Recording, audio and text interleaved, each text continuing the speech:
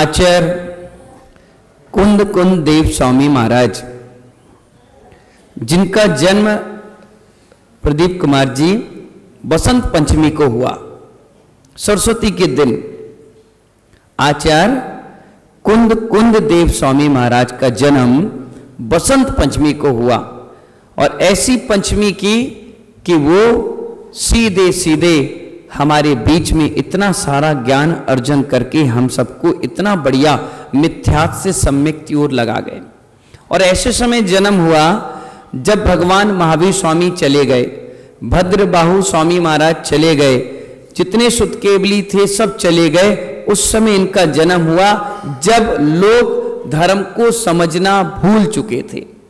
जिसको जो अच्छा लग रहा था वो उसको अपना रहा था, या ये कहो कि बिना राजा की सेना दौड़ रही थी। और ये आकर के बैठ गए, और बैठकर इन्होंने 84 पाहुड़ हमें दे दिए। ऐसा कौन सा विषय है जिस पर उन्होंने चर्चा ना की? लिंग पाहुड़, मुनिराज की चर्या, श्रावक की चर्या, आत्मा की बात, उन्होंने हर उपदेश दिया तो आत्मा का दिया। इतना प्यारा उपदेश दिया कि हर निर्गंथ के पास आज आचार्य कुंद कुंद देव स्वामी महाराज के ग्रंथ सामने रहते हैं। आत्मिकता जुड़ी है, उसी की चर्चा वो आज हमें बता रहे हैं कि बहिर आत्मा की पहचान कैसे करें। एक अंतरात्मा, एक परमात्मा और एक बहिर आत्मा होती है। मैं कभी कभी सोचता हूं, विचार करता हूं कि हम तुरंत निर्णय क्यों नहीं ले पाते हैं। मनोज जी, अगर मैं आपसे कहूं कि मनोज जी आपको यह काम करना है, तो आप 10 सेकंड के लिए सोचते हो, क्यों?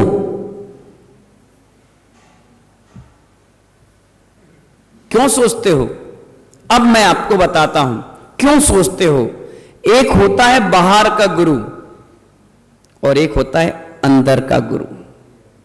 बाहर का गुरु तुमसे कह रहा है, हे मनोज बाकलीवाल, ये काम तुम्हें करना है। आप बाहर के गुरु को कम सुनोगे, पहले अंतरंग के गुरु से पूछोगे करूंगा कि नहीं करूंगा।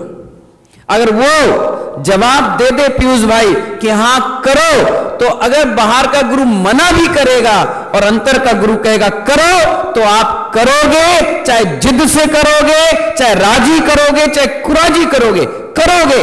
ऐसे ही हम और आप हैं। जब अंतरंग का गुरु जागृत हो जाएगा, फिर दुनिया की कोई ताकत तुम्हें रोकने वाली नहीं है।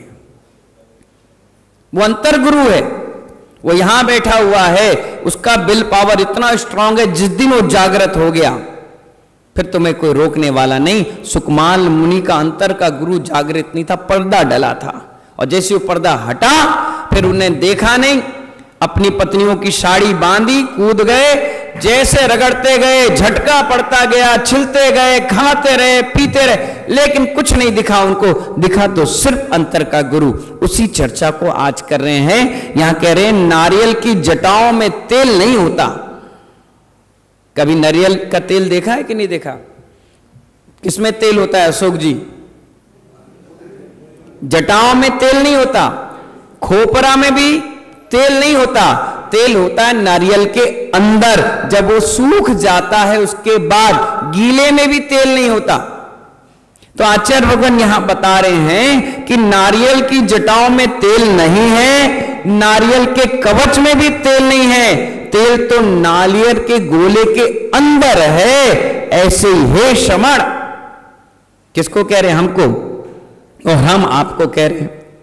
हम श्रमण कहें, आप समझ जाना, हम श्रावक के लिए भी कह रहे हैं। तो कह रहे हैं आचार्य भगवान, हे श्रमण, ऐसे ही धर्म तेरा पिछिका नहीं है, धर्म तेरा कमंडलू नहीं है।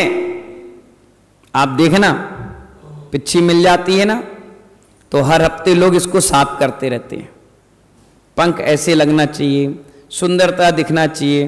अरे यार मजा नहीं आ रहा, कमंडल है तो बार बार उसको रगड़ रहे हैं, बार बार उसको सजा रहे हैं। कुछ तो चांदी की चेन लगा रहे, कुछ सोने का हैंडल लगा रहे, जबकि ये सब चीजें हमारा धर्म नहीं है। ये स्पष्ट यहां पर आ गया।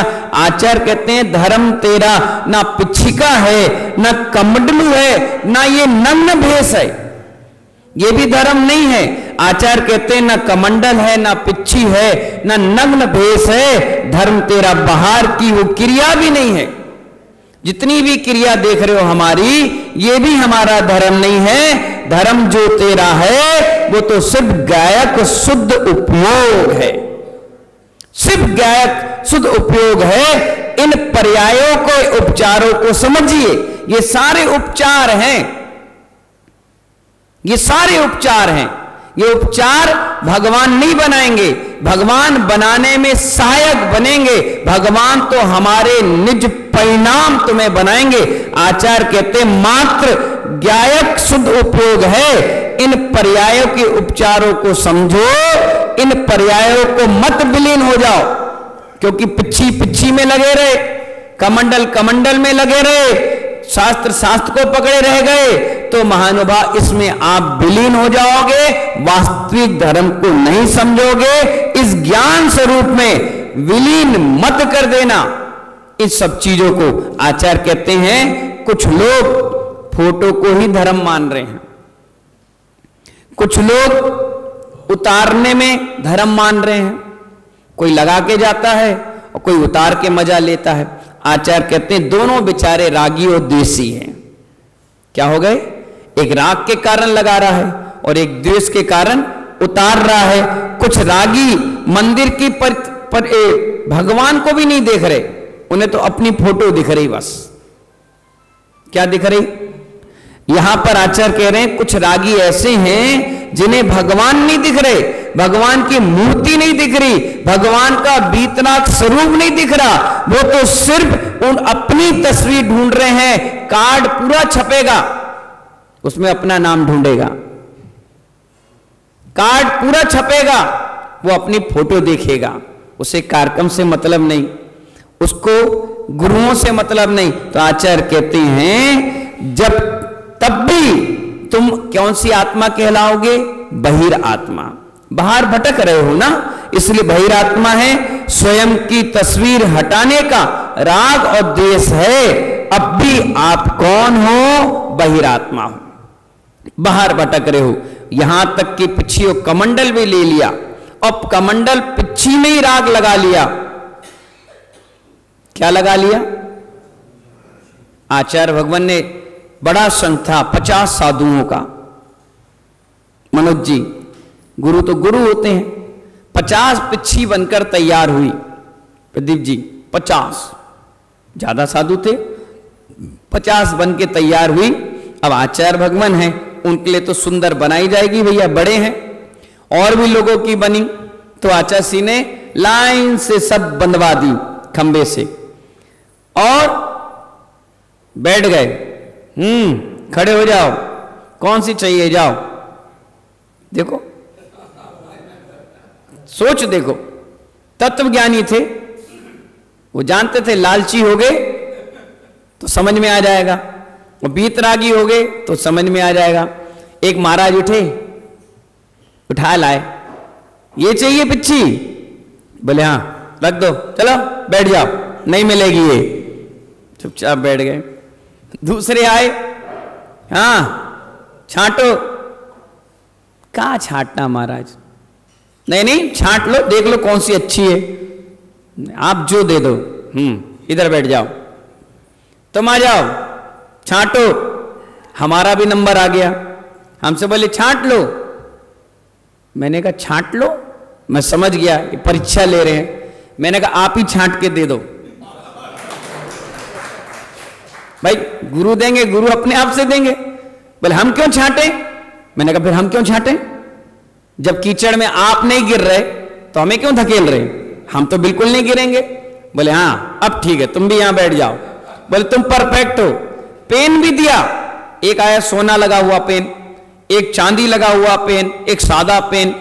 तो हमसे बोले हाँ पेशन सागर जी खड़े हो जाओ। मैंने कहा पेन ले लो। मैंने कहा हमें नहीं चाहिए। बोले क्यों? मैंने कहा मेरे पास है। अरे ले लो। मैंने कहा नहीं। अरे ले लो। मैंने बिल्कुल नहीं। बोले ठीक है, हम तो चेक कर रहे थे, चेक कर रहे थे। मैंने कहा बिल्कुल नहीं चाहिए। बोले क्यों नहीं चाहिए, इतना बढ़िया सोने का चांदी का सब बढ़िया बढ़िया पेन आए हैं, दीपावली के दिन लोगों ने दे गए हैं, ले लो। मैंने कहा बिल्कुल नहीं चाहिए, हमारे पास है, चाहे सोने का पेन हो, काम तो लिखने का करेगा, काम तो लिखने का करेगा।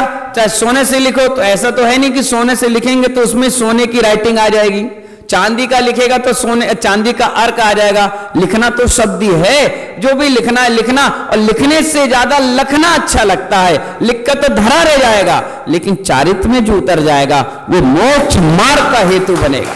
तो आचार्य भगवान यही बता रहे हैं कि रागी सिर्फ प्रतिमा को नहीं देख रहा, उस प्रतिमा के पीछे लगी अपनी फोटो को देख रहा है कि मेरी फोटो लगी कि नहीं लगी। अरे अपनी निज की तस्वीर लगाने का राग है, तब भी तू बहिर आत्मा है, और स्वयं की तस्वीर हटाने का काम कर रहा है तो दोषी चालू हो गया। अब तू भी बहिर आत्मा की कोटि में आ गया। हे दुरात्मा, आचार्य कुंद कुंद देव कह रहे हैं, किससे? मुनियों से। हे दुरात्मा, जो आत्म स्वरूप से दूर बेचारे भाग रहे हैं, उनको निज आत्मदेव पर दया नहीं आ रही, आत्म तत्व का निर्णय नहीं है, तो मानो आप अब भी भरी आत्मा में घूम रहे हो। मुनि बन गए, दिगंबर बन गए, घर भी छोड़ दिया, सब कुछ बाउंड्री लाइन पर आकर खड़े हो गए और अब भी डूब गए, तो फिर जीवन में कोई मुनि बनेगा ही नहीं। कहेगा जब ये मुनि डूब गए तो फिर हम श्रावक क्या करेंगे। इसलिए हे मुनि मुनिराज, हे शमन राज, तुम ऐसे काम